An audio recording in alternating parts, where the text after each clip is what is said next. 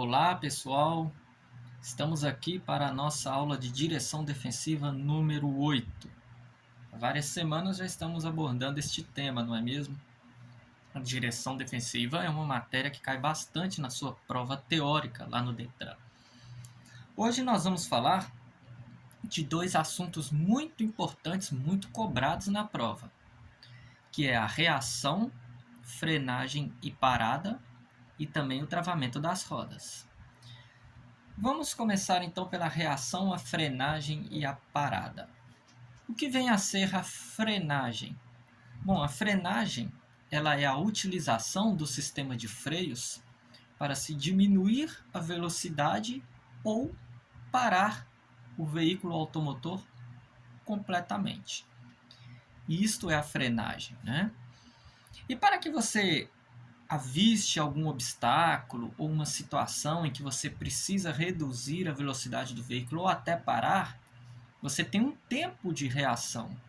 Você tem que reagir, né? Você avistou uma situação à sua frente, você vai precisar diminuir a velocidade do carro por causa disso, ou da motocicleta. Imaginemos um congestionamento. A pista está congestionada à sua frente.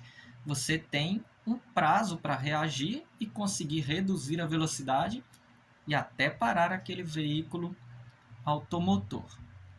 Então isso é a reação, a frenagem e a parada. Mas existem as definições para cada situação da reação, da frenagem e da parada. Primeiro a gente tem que entender que existe a frenagem, né? A frenagem normal, em situações normais de trânsito, sem nenhum problema maior, que é quando você tem um tempo para reagir, para acionar o sistema de freios com tranquilidade, vir diminuindo a velocidade do veículo aos poucos e até pará-lo. Tudo com tranquilidade, com um tempo para fazer isso. Mas existem situações que você não tem esse tempo, não é mesmo? Já seriam as frenagens de emergência. É quando você tem que provocar no veículo uma parada brusca, uma parada naquele exato momento, para se evitar um acidente. Você pode imaginar a seguinte maneira, a seguinte situação, melhor dizendo. Suponhamos que você está vindo ali com seu veículo, né? Tranquilo, e de repente uma criança pula na frente do seu veículo. Aí você faz uma frenagem de emergência, que é uma frenagem brusca. Você vai acionar o pedal de freio ali com velocidade para evitar este atropelamento.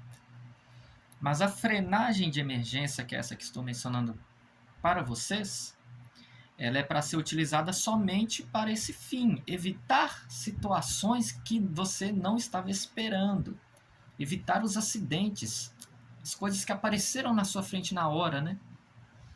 Fora isso, você vai usar a frenagem normal, bem tranquilo, com um tempo de reação para você poder tomar a sua atitude. Mas então a reação, a frenagem e a parada são definidas da seguinte maneira. Bom, o tempo de reação. O que vem a ser o tempo de reação? Quem tiver com seus livros, né, procurem aí na matéria de direção defensiva para vocês acompanharem comigo. O tempo de reação é o tempo que o veículo percorre desde que o perigo é visto até a reação do condutor. Eu avistei uma placa de parada obrigatória lá na frente. Então, eu já tenho, né, que pensar o seguinte. Eu tenho daqui até lá naquela placa de parada obrigatória para reduzir a velocidade do carro e, se possível, até parar. Então, esse é o tempo de reação. Se eu estou a 50 metros da parada obrigatória, eu tenho 50 metros. Se eu estou a 20, eu tenho 20. Né? Então, é o tempo que você tem para poder reagir, fazer a sua frenagem da maneira correta. Temos o tempo médio de reação. Bom, o tempo médio de reação é o tempo em que o condutor em estado normal, prestem atenção, o tempo médio de reação é o tempo que o condutor em estado normal gasta para reagir. Um condutor em estado normal, ele gasta para reagir aproximadamente ali 3/4 de segundo a 1 segundo. Ou seja, é muito rápido, né? Ele pensa rápido e começa a tomar sua decisão rápida. Só que em estado normal. Se o condutor estiver embriagado, ou sob uso de calmantes, cansado, né, com sono, ele não vai conseguir ter esse tempo de reação, esse tempo médio de reação entre 3/4 de segundo a 1 segundo. E esse tempo médio de reação é necessário, porque acidentes podem acontecer em milésimos de segundos, então a pessoa tem que pensar rápido, para reagir rápido, até mesmo por causa da situação de frenagens bruscas que eu mencionei para vocês, né? Então a pessoa tem que estar em estado normal. Temos também o tempo de frenagem. O que é a frenagem mesmo? É a utilização do sistema de freios para se reduzir a velocidade do veículo ou até pará-lo por completo, né? Então o tempo de frenagem é o tempo gasto depois que os freios são acionados, seja com os pés, nos veículos de 4 rodas ou mais que são em pedais, ou com as mãos, no caso de veículos, motocicletas, que tem um freio que é na manete na mão e o outro é no pé, né? As motocicletas, seus similares, têm um freio que é na mão, o outro é no pé. Então esse tempo de frenagem é o tempo gasto depois que você aciona o sistema de freios do veículo que você tem, até a imobilização total do veículo. Você começa a acionar o freio e é o tempo que o veículo vai gastar até ele parar, né? Lógico que isso vai variar de acordo com as condições do freio, porque se você não está com um sistema de freios bacana, os freios não estão muito bons, é lógico que o veículo não vai responder da maneira que deveria, né? Também da pista. Se a pista estiver, por exemplo, molhada, óleo na pista, asfalto, estrada de chão, tudo isso vai causar variações aí no tempo de frenagem. E temos também o tempo de parada. Aí sim é o tempo gasto desde que o condutor percebeu o perigo até a parada total do veículo. Então é o tempo que vai gastar desde que eu percebo a situação e paro o veículo. Ok? Então, a frenagem ela é correta quando a força do sistema de freios é ligeiramente superior à força de atrito do pneu com o solo. O que significa isso? Que a gente aciona o sistema de freios sempre com cuidado, com cautela, devagarzinho, né? Com pé leve. Não é chegar lá e socar o pé no freio de uma vez. Assim como no freio de alavanca de motocicletas, você vem devagarzinho, bem levemente, bem com cuidado. Essa é a frenagem correta. Agora, quando é situações para evitar acidentes, condições adversas que você tem que fazer uma frenagem brusca, aí não tem como você acionar essa frenagem correta não. Aí você vai ter que ir lá e apertar o pedal do freio com velocidade mesmo para parar o carro de uma vez. Mas lembrando que a frenagem brusca é só para fins de evitar acidentes. Fora isso, a frenagem tem que ser correta, tá? A força do sistema de freios tem que ser sempre suave, sempre leve. Agora nós vamos falar do travamento das rodas. O travamento das rodas é quando as rodas do veículo param de girar. Uma roda travada, ela não freia. Ela trava e o veículo simplesmente se arrasta no asfalto durante um espaço maior, podendo até bater no que está lá na frente, né? E uma das situações, que pode causar o travamento das rodas é justamente quando a pessoa vai lá e aciona o sistema de freios com muita pressão, com muita força. Vai lá e aperta o freio de uma vez, as rodas podem travar e o veículo deslizar. Por que podem travar? Porque não é toda vez que as rodas vão travar, né? Mas é um risco que você corre. Quando você aperta o pedal do freio de uma vez, as rodas podem travar. Aí seu carro desliza durante um espaço de tempo. Por isso que se fala que a frenagem brusca é só se realmente tiver necessidade para evitar um acidente. Mesmo assim, pode ser que no ato de fazer essa frenagem brusca, o veículo deslize por causa das rodas travadas. Mas não é só esse mau uso do sistema de freios, ir lá e apertar os pedais ou a alavanca de uma vez, que causaria o travamento das rodas, não. No caso das motocicletas, né, o travamento das rodas joga o motoqueiro no chão. Então não é só o mau uso que causa o travamento das rodas, não. Pode ser imperfeições também no sistema de freios. Porque o sistema de freios convencional, ele funciona da seguinte maneira. Quando você aciona o sistema de freio, seja manete ou seja pés, pedais, tem uma peça que se chama cilindro mestre. Quando você aperta o pedal do freio, esse cilindro mestre ele impulsiona um fluido de freio. O fluido de freio é um óleo de freio. Esse óleo de freio é impulsionado pelo cilindro mestre. E esse óleo de freio ele vai passar por algumas mangueiras e tubulações e chegar até as rodas. Aí as rodas começam a diminuir a velocidade e o veículo vai parando. Isso significa o quê? Que tem que ter fluido de freio.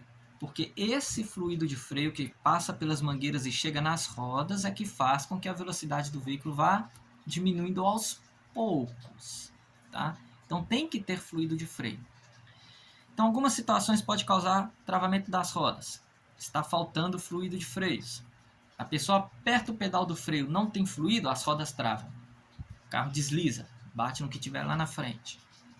Outra situação, esse fluido de freio ele vai passar por mangueiras. Se as mangueiras estiverem furadas, o que vai acontecer? O fluido vai vazar e não vai chegar nas rodas. Vai acontecer a mesma coisa. Né? Vai sofrer acidente, as rodas vão travar. De repente as mangueiras estão entupidas, também não vai chegar fluido nas rodas. Então precisa-se que esse fluido chegue até as rodas.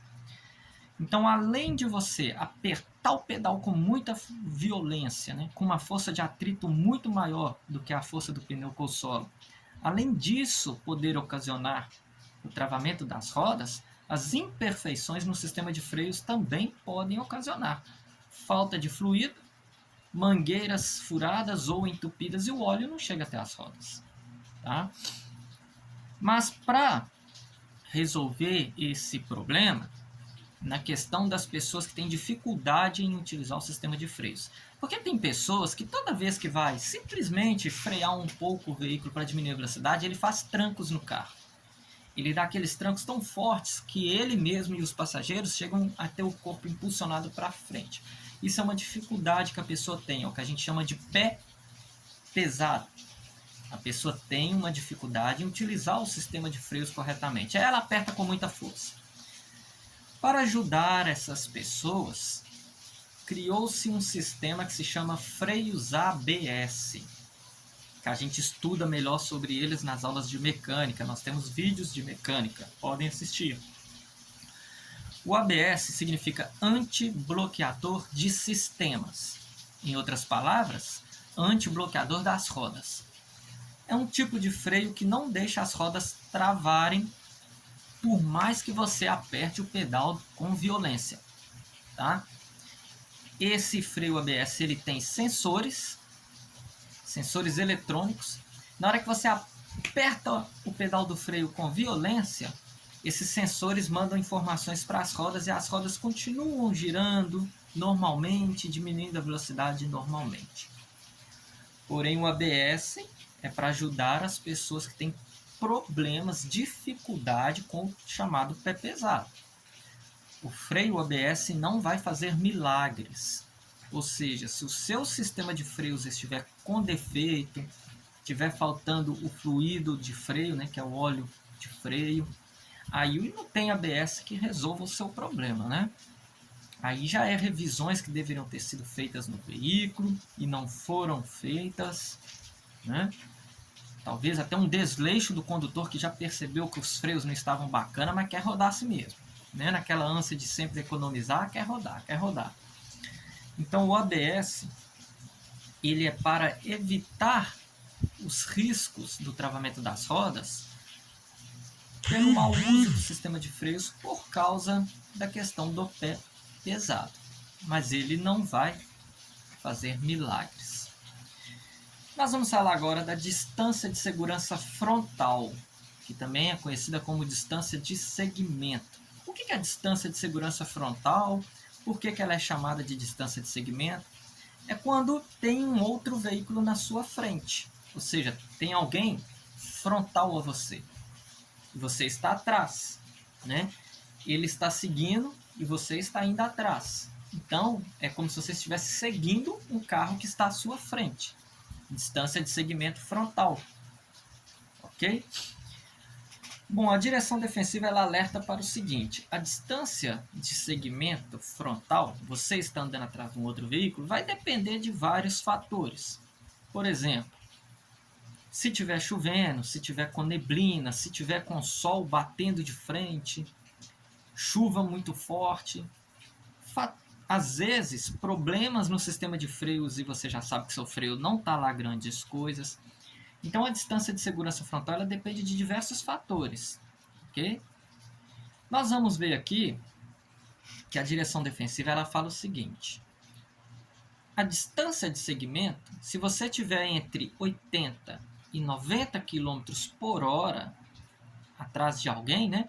Você está entre 80 e 90 km por hora, pede-se que você mantenha 2 segundos de distância em relação àquele veículo que está na sua frente. Você vai manter 2 segundos, tá? Atrás dele ali, uma distância de mais ou menos 2 segundos. Isso em situações normais, de clima, o carro com os freios bons, com os pneus bons, com pista seca. Se tiver entre 80 e 90 km por hora, distância de 2 segundos. Agora, independente da velocidade que você está, imagine que você esteja 50 km por hora, 60, que é considerado devagar. Mas se tiver chuva forte, neblina, sol batendo de frente, né, que são condições climáticas que atrapalham na visibilidade. Ou se tiver freios que não estão muito bons, pneus ruins, pista molhada, pista escorregadia, qualquer uma dessas situações, mesmo que você esteja devagar, a direção defensiva pede para você manter uma distância acima de 2 segundos, uma distância maior. Por quê? Porque você tem dificuldades de enxergar por causa das condições climáticas. E você vai ter outras dificuldades também por causa das condições do próprio freio do veículo, da pista que você está circulando, dos pneus que não estão muito bons, ok? Então é de 2 segundos a distância de segmento se você tiver entre 80 e 90 km por hora, tá?